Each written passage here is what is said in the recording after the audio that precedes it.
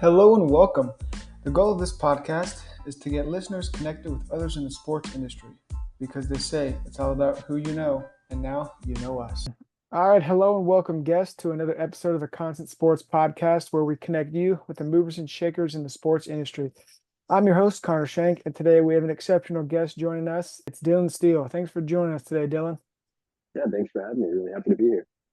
Yeah, we're excited to dive into your background at the University of Michigan as a student athlete, as a leader in NIL space, with your job now. And I'm excited to kind of showcase the viewers and listeners what life as a collegiate athlete, also, getting a sports management degree, minoring in real estate development and entrepreneurship. And did you win 3 national titles? Is that right? Yes, three during my time at Michigan. Definitely an incredible experience, something I wouldn't trade for the world. Yeah, so we'll dive into that, of course. So I assume a big Wolverines fan in here. My co-host, funny enough, Sal, he's a big Penn State fan.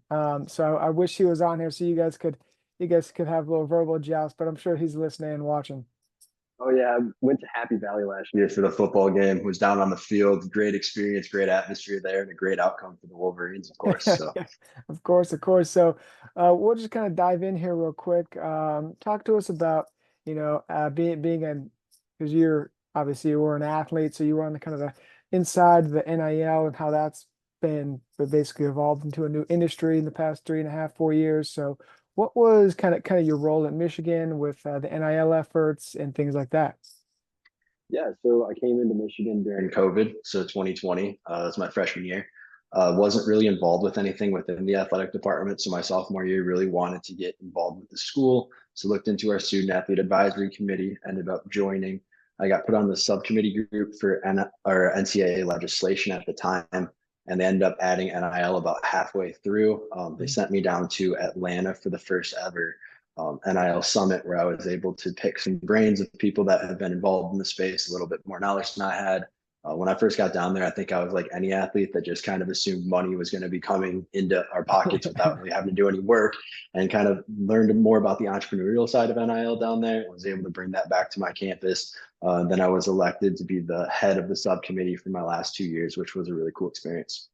Oh wow, yeah, awesome. And then so you have kind of this new outlook and fresh, insider experience as being a student athlete. So how did that shape your approach to kind of working in the space, kind of being boots on the ground as a student athlete, and then bringing that to the table with other individuals, right, in the programs or whatnot that aren't student athletes? Yeah, I think really it came down to a lot of education. I think a lot of people don't understand what influencer marketing really is and what the Mm. benefits are.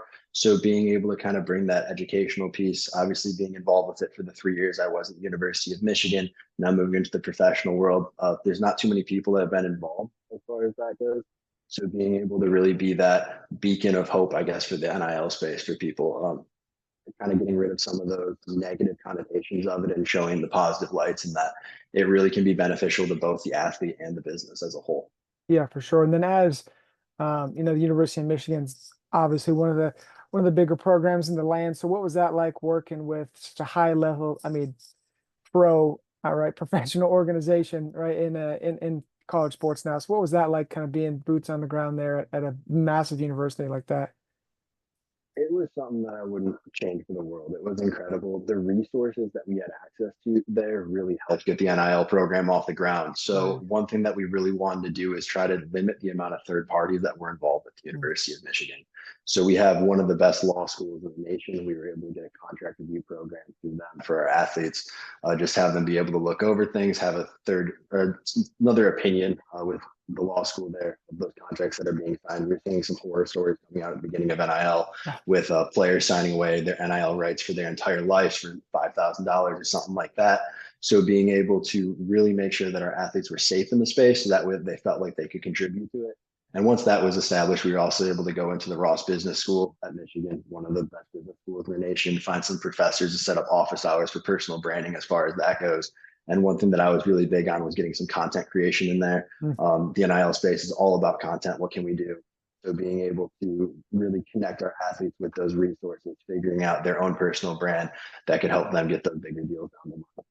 Yeah, no doubt. And then what I guess education is obviously going to play a big role. And So, but the NIL industry is so, fast paced and evolving day by day. So what does kind of education look like on that side of things, like when you're at a university trying to educate athletes, but then also parents and businesses? Yeah, so on the athlete side, it really comes down to what approaches are going to help build your brand the fastest and the most effective. So you start out obviously being a student athlete, which is huge for your brand, but there are so many student athletes of all those sports. So what makes you really stand out and differentiates yourself? So being more than an athlete, and the end goal for the athletes that we have is your sport career is going to be 4 to 5 years unless you're lucky enough to go professional, and that's less than 1-2% of collegiate athletes that we see.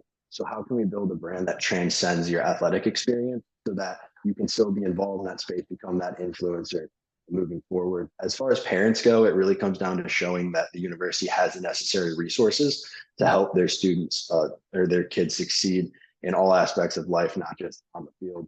And the business side is where it gets really interesting.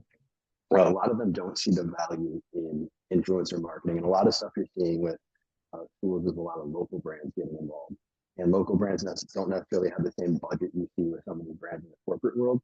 So when you're asking them to spend $1,000, $2,000 on things, you really need to show what those numbers are going to be, and it really comes down to engagement rates. I feel because a lot of people look at follower counts and they're not seeing the engagement that these Yeah, for sure. And then kind of specifically on the athlete side where, hockey is a booming industry as of late, but I feel like at the beginning it was just football and basketball, and it was just an arms race to see who could get the most money to keep the players. But how have you seen kind of smaller sports? How have you seen those sports specifically grow in the space of NIL? Yeah, I think a lot of it's a visibility piece. Yeah. Before we go back about 5, 10 years, the only sports that were aired were football and men's basketball. Those are Hmm. the sports that have those fan bases. But now you're seeing with streaming some more options to be able to see these athletes. And even like they can put their highlights on their social accounts that have huge following, which gives them some exposure. So just being able to showcase that there are more sports out there and that people do have interest in those sports, especially people that played those sports growing up, things as far as that goes, which has really been able to expand that space. And we saw football go first, then we saw both men's and women's basketball kind of go second. I see hockey kind of following in that line going third. And also, we can't count out our Olympic sports by any means, especially with the Olympics just taking place. You're seeing brands come out of there that we've never seen that are bigger than some of these star football players in an extent. So the Olympic sports are also something that's fascinating to watch. Yeah, for sure. And then I guess as we touched on the Olympics there, you have some experience in the past with Special Olympics and some events along those lines. So talk to the kind of listeners and viewers on kind of what that experience was like, maybe how you got it, some cool stories from that time. Yeah, so I really got involved with Special Olympics when I was in high school. I played baseball growing up. It was my main sport. And due to a rotator cuff injury, wasn't able to participate in going into my freshman year. So I ended up volunteering at a unified Special Olympics event, state games at Central Michigan University.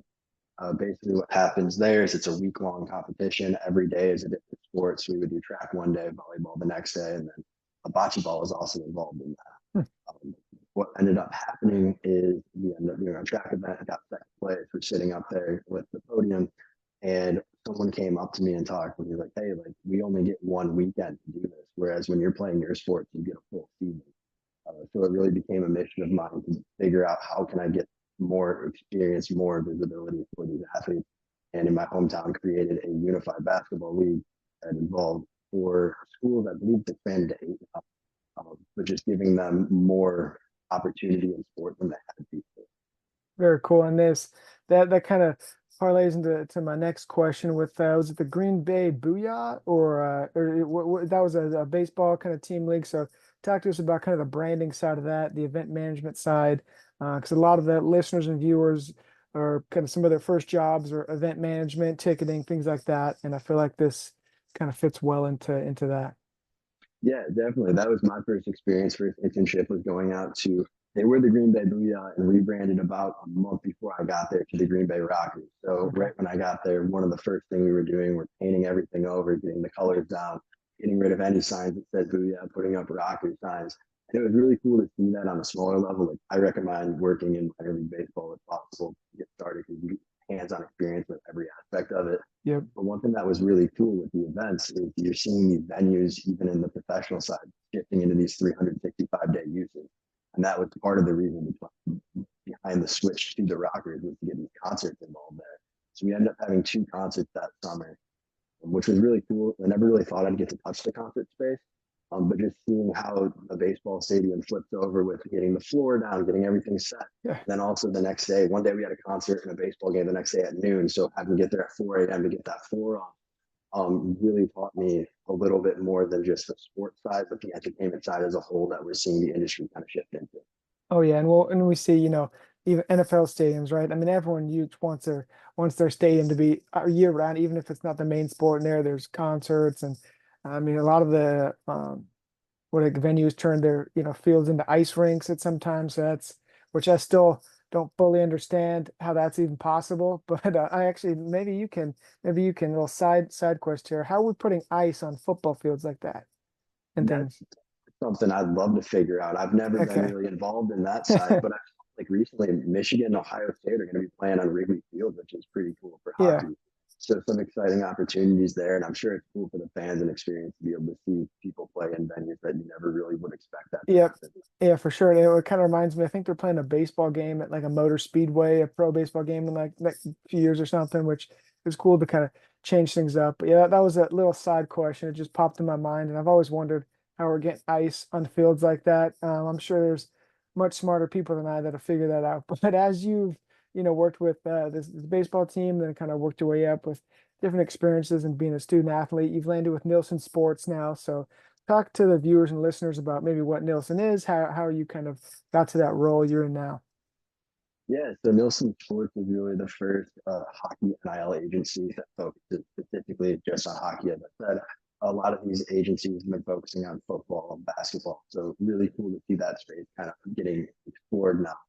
So a lot of it really comes down right now again to that education piece specifically with businesses on that local side. So really what we're seeing with our numbers and that our engagement rates are through the roof compared to what you'd expect. A good engagement rate for an influencer is usually between 5 to 10%.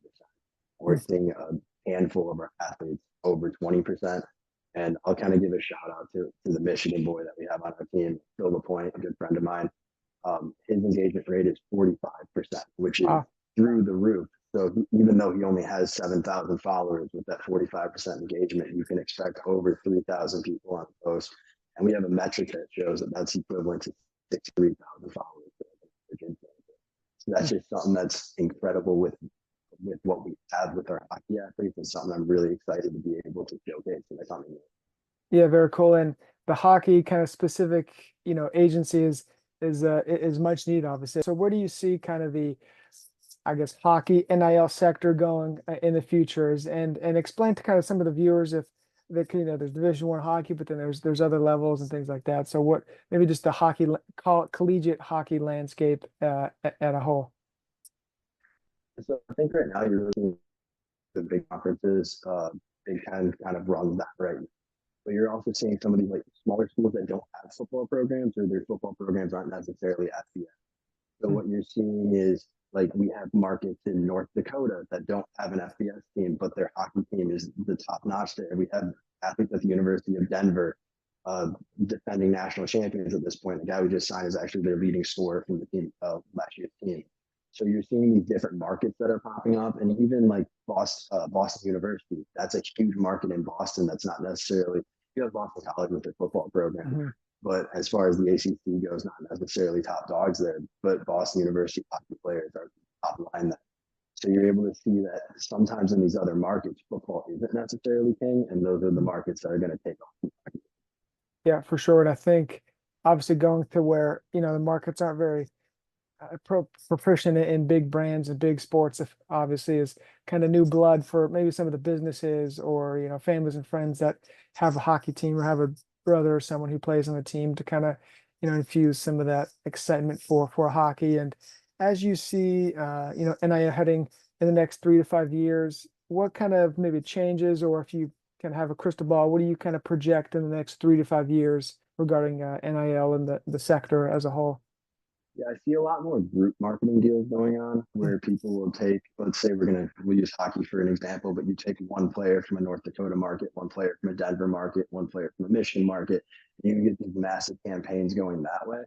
I think that a lot of people in the space right now are really focusing on the starting quarterbacks that have 500,000 players, but you only get one post with them when you can get smaller branded athletes, or you can get 20 of them for the same price. And at that point, odds are of those 20 videos, a couple of them are going to do a lot better when you're only getting one video. If it flops, at that point, you're kind of screwed. So I think Yeah. that's something that we'll see a little bit. I also think, and like I touched on it, that these athletes are going to be building brands that transcend what they were as athletes. So you'll see these people become influencers into their late 20s, early 30s, and you'll see more longevity of them instead of just popping up for one good season. Well, yeah, and the longevity is most important, especially when building a brand and building a personality right in the space. Is there, or are there certain, books or influencers that you kind of have your clients and athletes say, hey, okay, look, this is a good example of how to build content and structure things? I think really what I'm looking at now is retired. I think really you're seeing them, they've taken advantage of their playing careers. You can look at them and then see what they're doing outside. And a good way to find athletes of this is talking to your friends that aren't necessarily interested in sports. I'll use 𝐉𝐨𝐿 as an example, big name, everybody knows. Yep. But when he was playing, everybody in the football world knew him as one of the best tight ends. But now he kind of has that party vibe that you're seeing around that. I'm having people coming up. I'm like, yeah, this 𝐉𝐨𝐿 guy is kind of cool. And it's even good for the organization as a whole because now people are kind of going with like, oh, he's with the Patriots. That's a cool team. The people are a lot more loyal to individual players than they are the team now. We're seeing that trend. So even for the teams, it's good to get involved with these players and start building their brand when they're an athlete on that team. And then once they're done with their playing career responsibilities, they can still help build that individual like sports team brand as well. Yep, I like it. And as I had a question just kind of pop up into my head, but we've seen with college football, college basketball, especially the transfer portal, NIL is big. Is that similar in hockey or not so much with the coming and going of players? Yeah, I think hockey is a little interesting compared to those sports because you have a lot of people that'll go play juniors or something before coming into college. So I think that we will see the transfer portal take over, especially when guys have a better season on a team that's less productive. Hmm. They might transition into a bigger school, but I don't think we're gonna see that for another 2 to 3 years yet with hockey. I think football or basketball was 2 years behind football, and hockey Hmm. was about 2 to 3 years behind basketball. And we're starting to see that take over in basketball a lot more in the past year or so. So I think we're a little bit away from that with hockey, but I wouldn't be surprised to see it down Well, and I was curious as I'm assuming, does Michigan have one, two collectives? Do you know, or do you know how many they have like functioning? I know right now the big one is Champion Circle. There's been Hmm. a few others that have tried to kind of spawn up, but the only official one that I'm aware of is Champion Circle. I see, I see. And then is that, I mean, how, I don't want to talk about it or anything, but I was just curious how it works with the student athletes and the collective. Are they kind of bringing everyone in, the top players, top earners? Because you hear a lot of, maybe not horror stories, but you hear a lot of stories where it's basically just, here we have X amount of dollars and, Dylan's a good player here, Mike's here, let's go get these guys. And you kind of poach, right, just for the money. But I was curious on the student athlete side if there's communication, or maybe you have talked to other buddies that played other schools, if what the communication's like from the collective to the student athlete and so on. Yeah, collectives are overall, I'd say, very focused on football. I Mhm. know from Michigan's standpoint, they just started focusing on basketball, which I think when your team is last in the Big Ten in the regular season, it kind of gets some people talking like, hey, maybe we Fire should some focus people a up. little. Yeah, exactly. Maybe focus a little bit more on that. So I think same thing with collectives. We're going to see like we're seeing with the rest of the industry, where they're going to start off with the football, the big names, and also the bigger named influencers that they have. I know Michigan has some track stars that are taking right now as well. They're kind of helping out. And then you're going to see it transition into basketball and then potentially hockey. But I'm surprised that they haven't really gone in that space. And that's why Nielsen has kind of carved out that niche right now to help hockey get the representation that they really should be getting. Yeah, no, I like it. I like it a lot. And then as far as, kind of the NIL representation of things, and then when they go beyond into the pros, obviously, the NHL exists, but maybe for the hockey, novices or people who aren't familiar, are there other leagues? I'm sure there's kind of minor league systems and things like that, but do you guys plan on representing them on marketing deals as they, go into professional sports? Yeah, definitely. That's something that's really cool with the hockey world, especially with the way that Nielsen has signed some players that have already been drafted to the NHL. Oh, Like wow. Sam Renzel was a first round pick, and we have him on as well. So really what we're looking to do is to get these brands involved with these athletes now with their price tags a little bit lower. Right. And then hopefully nurture that relationship down the line. So yeah, definitely, I think it's a really cool opportunity, and I think too with these athletes now, you're kind of getting two markets for one if they're already drafted, because you're obviously getting their college market, but also this the second someone gets drafted, they're going to start getting some attention from the fans of like that bigger market team. So I think you kind of get like two markets with one with so many hockey players, which is really cool. Yeah, I like it. And as they go on to professional leagues and like and whatnot, do you have, I mean, after there's like podcasts, there's merch, there's different avenues players can go down. Have you seen one as of late that's kind of popped off, whether it's, memorabilia, merch, things, something along those lines? Yeah, I think as far as memorabilia goes, I actually remember being at the Rose Bowl and seeing Milrow have his own like merchandise line. And I think there's also some other like great merchandise that's being done. I know like the NIL store has Mhm. some great stuff through Campus Inc. that they're doing with some universities where they can get their own line for every individual player. I don't think we've seen like an NIL Jordan yet have that logo. I wouldn't be surprised if one pops out at some point, but I definitely think that's a good avenue to go down, especially like you have fans that are going to buy gear for their favorite team. In the NFL, you see people with jerseys all the time. Why not have your own jersey? That kind of a thing. So I definitely think merchandise is a great line for athletes to get involved. And also it kind of sells itself if your performance is really well. So Yeah. it's also an incentive to kind of help your performance out. Right. And then as we stated that the NIL industry is in its infancy, right? It's only a few years old, but there's been a lot of, I guess, maybe concern or drawbacks with donor fatigue, and as we mentioned earlier, kind of the ROI on certain things. But as we, continue down this new sector, do you think kind of donor fatigue is going to still lead the charge, and obviously donors putting money into collectives or agencies and things like that, or do you think there's another maybe potential pitfall or problem that we haven't hit yet that you think we could hit? I think that the big thing right now with that is making sure that the donors, when they're partnering with athletes, are partnering with athletes that follow the brand's identity as a whole. Like if you're just having someone signing them to a big check to have them market your item and it's not something that necessarily fits that athlete's brand, then it just looks like it's forced, it's for the money. And I think that's where you're seeing a lot of like the donor fatigue coming in. I think that if you look at universities as a whole, there are so many wealthy donors to some of these universities that the money is almost, I mean, you look at Oregon with Nike saying you have unlimited NIL Yeah. resources. So it really comes down to finding out those kind of resources that are on those individual campuses, and it changes based from school to school. Some schools aren't going to have that luxury; others will. Arkansas is another prime example with Yeah. that. Tyson being able to pull Calipari from Kentucky is huge. But I think one of the biggest issues that I can see besides that is content fatigue from athletes. Mm, The amount of content they need to produce at a time, and especially with being a student athlete, that schedule is grueling. So some of these deals that athletes are signing are expecting them to be there for 6, 7 hours, which just isn't plausible for a day whatsoever when you're only getting one off day. You're spending your whole time doing this for a deal. So one thing that we're really trying to focus on at Nielsen is making sure that these companies know, all right, you have 30, 40 minutes to do what you need to do, make sure everything's done, do all that stuff for the athletes. They can show up, get the content and leave. So it's not necessarily involved in their schedule. You're spending your entire off day working on one thing, your performance could decrease. And at that point, you're not going to be getting the same level of deals. So I think that's one thing that we're going to see being a rise of the problem in the industry moving forward. yeah, no, that's well put. And as kind of Nelson's worked with different brands and companies, maybe what's your favorite project or deal that's kind of you've worked on or you've seen get done over there? Yeah, with Nielsen right now, we actually are working on getting our first deal through. We have one deal that kind of came on before our CEO hired everyone with the suit company, which has been cool to see. But Uh-huh. right now, we're in that negotiation talk with people, trying to educate behind why sponsoring with college athletes is a good idea. So that's probably the biggest goal right now, just get that first deal through. That way, we can get some case studies going and show these other brands what they're missing out on. Yep. And out of curiosity is, we've seen, I'm sure it's similar with other sports, but is hockey the demographic? Are there certain brands that, you are really trying to touch on that, obviously it's going to make sense for both the athlete and the brand, but are there certain in the sector that, yeah, might work better in hockey than in football or men's basketball?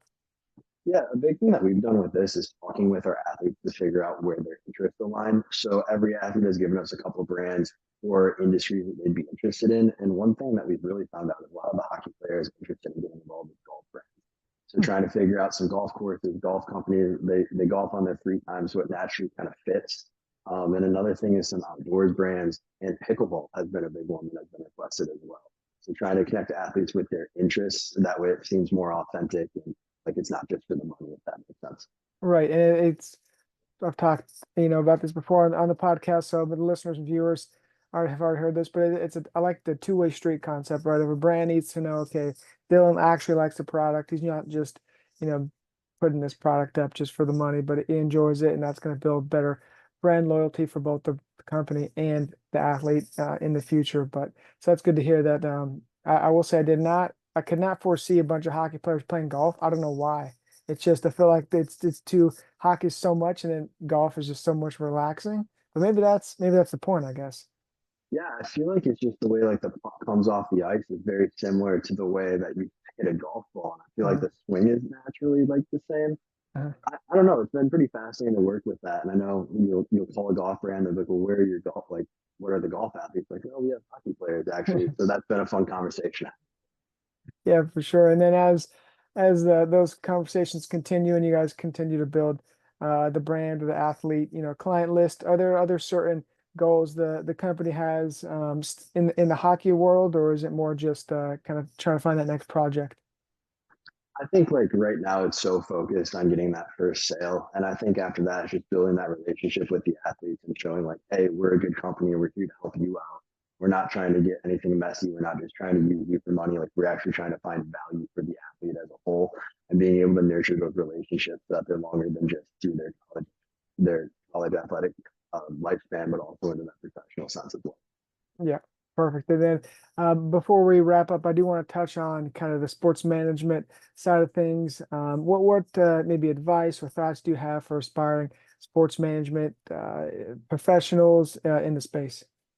Yeah, I think really it's just having conversations with people that are doing what you want to do. And LinkedIn will be your best friend when it comes to this. When I was a freshman and sophomore, I know I was sending a lot of cold call LinkedIn's out and expecting not to really hear back from people. And was able to set up multiple meetings a week with people.